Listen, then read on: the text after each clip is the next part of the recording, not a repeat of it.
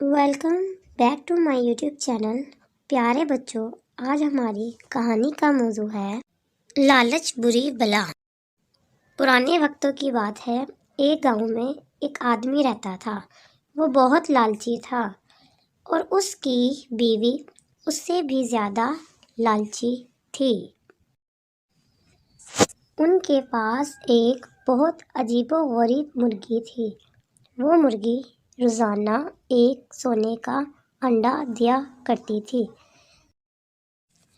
بیوی نے ایک دن اپنے شوہر کو مشورہ دیا کہ کیوں نہ ہم سارے انڈے ایک ہی دن حاصل کر لیں، پھر ہم اپنے گاؤں کے امیر ترین لوگ بن جائیں گے اور ہمیں کوئی کام کرنے کی بھی ضرورت نہیں ہوگی۔ بیوی کے مشورے پر خاوند راضی ہو جاتا ہے۔